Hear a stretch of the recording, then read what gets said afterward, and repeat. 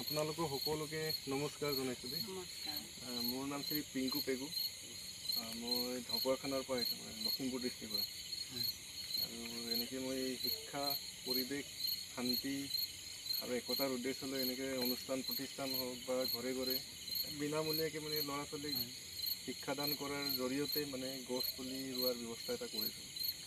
আৰু কোনো পঠিয়া নাই, মই স্বইচ্ছাৰে আহোঁ। গছৰ লগত লাগি থাকি ভাল লাগে, প্ৰকৃতিৰ লগত থাকি ভাল লাগে।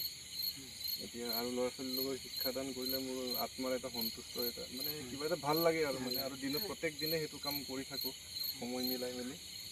আৰু গছ কিয় ৰুব লাগে নালাগে আমি সকলোৱে জানো। আজি যিটো পৃথিৱীৰ যিটো পৰিস্থিতি, পৰিৱেশ, আৰু এসপ্তাহ দিন যদি আজিৰ নিচিনা যদি গৰম হৈ থাকে তেতিয়া আৰু বহুত মানুহ মৰিব। কিন্তু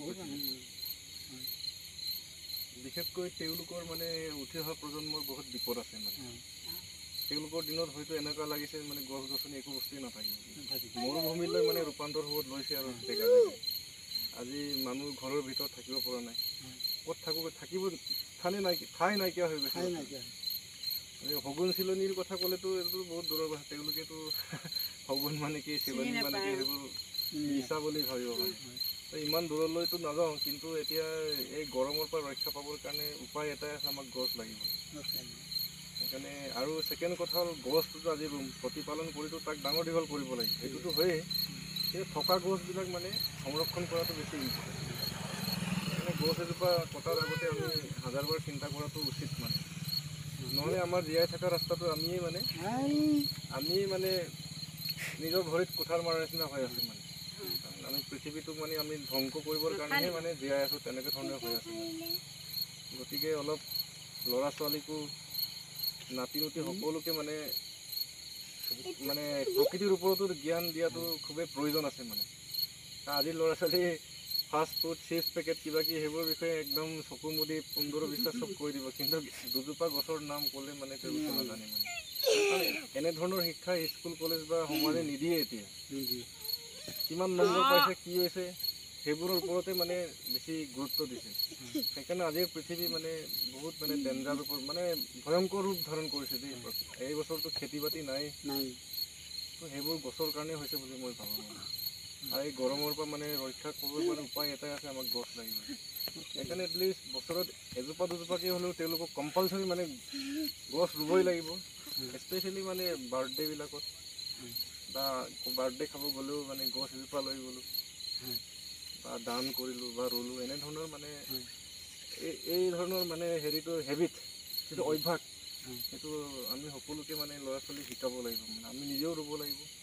এতিয়া এই কেম্পাছটো আপোনালোকেতো ইয়াত নতুনকৈ আহিছে, গছ দুজোপামান যদি থকালে কিমান ভাল লাগিলে। এতিয়া গছৰ মূল্যটো আপোনালোকে হয়তো অলপ বুজি পাইছে। হয় তেনেকুৱা।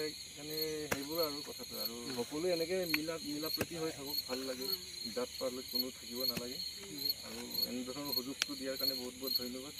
আৰু এই গছজোপা মানে আপোনাৰ মা আৰু দেউতাৰ নামত লগাই দিম। মাৰ নাম আৰু দেউতাৰ নাম লৈ আপোনালোকে ৰুই দিম ধুনীয়াকৈ। ভৱিষ্যতে এই গছজোপাৰ জৰিয়তে নিশ্চয় কেম্পাছটো আৰু সৌন্দৰ্য হওক। কৃষ্ণচূড়া হৈছে ন, চবেই মাটি অলপ দি দিয়ক আৰু ভগৱানৰ নাম লৈ। মাটি অলপ দে, মাটি অকণ দি ল'ৰা বিয়ে চেণ্ডেলো নাই পিন্ধা,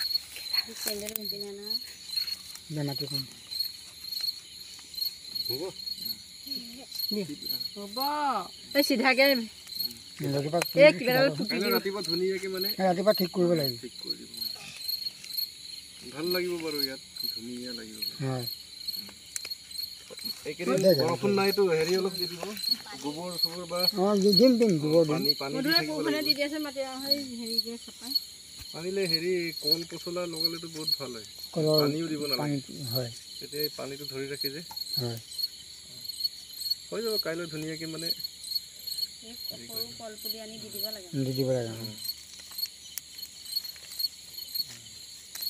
হাত হেৰি হ'ব, কোৰখনে দি দিয়া। ঠিক আছে, পলিংটো ফালিলি। পাছত গছজোপা ডাঙৰ হ'লে মই বেনাৰ এখন লগাই দিম বাৰু, মা দেউতাৰ নামটো লিখি থৈ দিম। এইটো এই পলিথিনটো নাফালিলেও হ'ব এই মানে মাটি হৈ মাটিৰ লগত মিক্স হৈ যায় হ'লেও ফালিলে ফালিব পাৰি বাৰু এইকেইদিন বৰষুণ ফালিয়ে দিব পাৰিলে আৰু ওপৰলৈ আছে নহয় ধুলিয়ে যাবা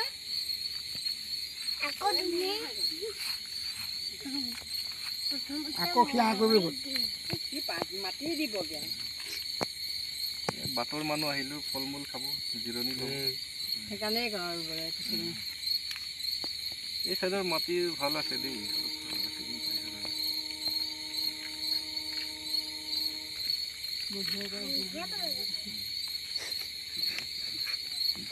ইণ্টাৰেষ্ট আছে দেখোন গছ ৰোৱাত বাৰ্থডে হ'লে এতিয়াৰ পৰা ৰুব লাগিব দেই হাত কাটিব চিচা আছে নাই না হাত কাটি এনেকুৱা ঘৰ বনোৱা কিবা কিবি বস্তুহে পৰি আছে হ'ব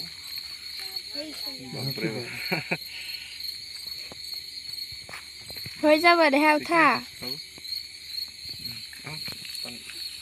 এইফালে পানী ইয়াত ঢালি দিলোঁ অঁ